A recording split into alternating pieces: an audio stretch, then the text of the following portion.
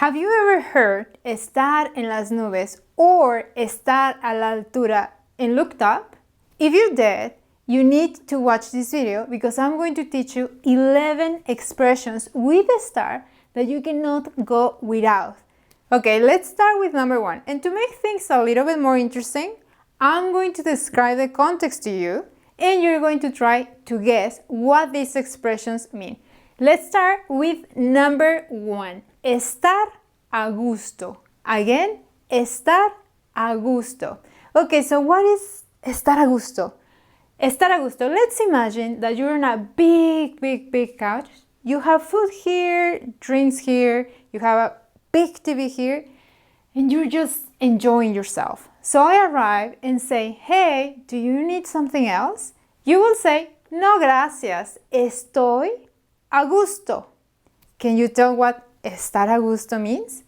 Estar a gusto means to be comfortable or to be at ease. It can refer to physical, just like being on the couch, or emotional comfort. For example, estoy muy a gusto en mi trabajo. I'm very comfortable in my job, so I won't switch. Let's go to the next one. Estar hasta el gorro. Estar hasta el gorro. What is estar hasta el gorro? Okay, so imagine that you were driving back to your house and you're stuck in the middle of the traffic and you have been stuck in the traffic all week. You will say, estamos hasta el gorro del tráfico. Let me do this with body language. Estar hasta el gorro means to be up to here, to be fed up, or to be sick and tired of something. Let me give you another example. Estoy hasta el gorro de tus comentarios. I'm sick and tired of your comments. Let me eat all the candy that I want. Something that you need to keep in mind with estar hasta el gorro is that, I'm sorry, but in Spanish countries, Spanish-speaking countries might use a different word instead of el gorro. You can use narices, estar hasta las narices, estar hasta la coronilla, or estar hasta el copete. They all mean the same, so people are going to understand you. Expression number 3 is estar en las nubes. Again, estar en las nubes. Okay, that's easy. If estar relates to location and nubes is a place, are you in the clouds? Are you an angel? No. Imagine this situation. You are in the office and you're thinking about your next vacation or the dog or cat that you left in your house and you're like, that's estar en las nubes. Estar en las nubes means to be distracted, to be daydreaming, or to have one's head in the clouds. You're physically there, but mentally you're far away in the clouds. In Spanish, you can also say estar en la luna. For example, ¿en qué piensas? Estás en las nubes. Or, niños, pongan atención, están en las nubes. Kids, pay attention, your head's on the clouds. So expression number 4 is estar de un humor de perros. Again, estar de un humor de perros. And I know what you're thinking. Un humor de perros? Dogs are sweet, dogs are great. Is having a great mood, right? No. In Spanish, estar de un humor de perros is the mood that you have when you had a very long day where everything went bad. It's to have a foul mood, to be in a very bad mood. For example, mis papás están de un humor de perros. Maybe it's because I broke the window. Ellos están hasta el gorro de mis travesuras. They're just fed up with all the naughty stuff that I do around the house. So as you can see, you can combine these estar expressions to convey more complex meanings. The next expression is estar al día. Estar al día, estar al día. What is estar al día? Okay, let me give you this example. Suppose that you work on a tech company, right? And everything is constantly changing. Estar hasta el día means that you're up to date with the new changes. This estar al día expression can relate to be up to date with information, but also payments. For example, los reportes están al día. Are the reports up to date, or do we need to update them? What about payments? Okay, let's say that I bought this super expensive phone. I wish, but let's say I did.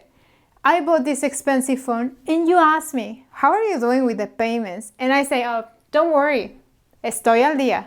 Everything is okay. I haven't missed any payments. Everything is good. Estar al día is a synonym of estar al corriente, which you probably know, and if you don't, well, you have two to choose from. Even though I know this is a video about estar phrases, I know that, but I wanted to show you this, ponerse al día. Estar al día means that you're up to date. Great. Ponerse al día means that you have to do something to be up to date. For example, ay, no sé qué está pasando. Me tengo que poner al día. I don't know what's going on. I have to bring myself up to date. Literally, I have to put myself up to date. Expression number 6 with estar is estar como una cabra.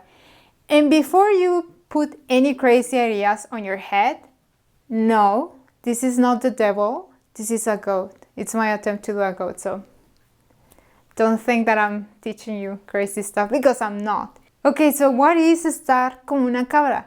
Estar como una cabra is when someone is a little bit cuckoo, or when someone is super eccentric. For example, tu hermano está como una cabra.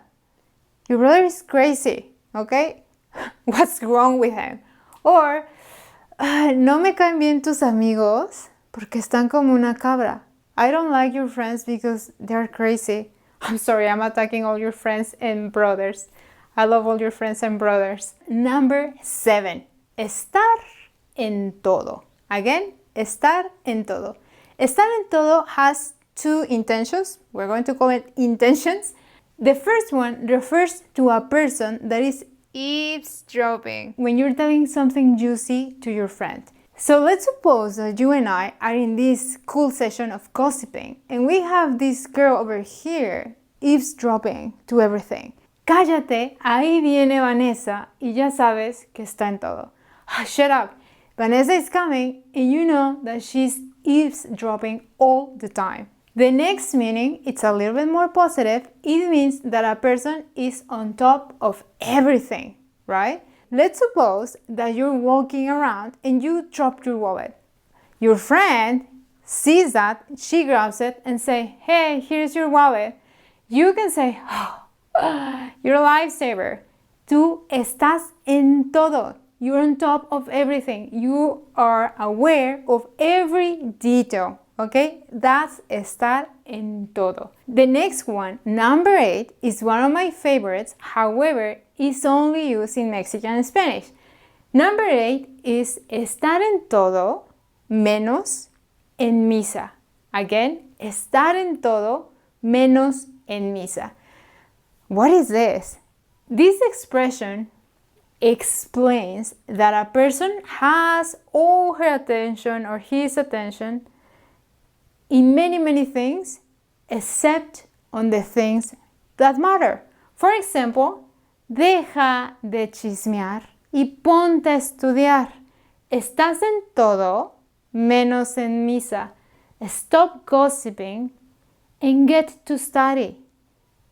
You have your finger in many pies. Imagine that you and I are gossiping, as we always are, and Vanessa is over there preparing coffee.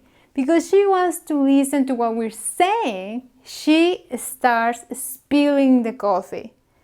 I could say to her, ay, Vanessa, estás en todo menos en misa. You're listening when you're supposed to be preparing the coffee, okay? That's estar en todo menos en misa. Let's go and check Expression number 9. Estar hecho polvo. Estar hecho polvo. This expression is what we say when we come home after a long day working. Estoy hecho polvo. I'm exhausted. I'm tired. Okay?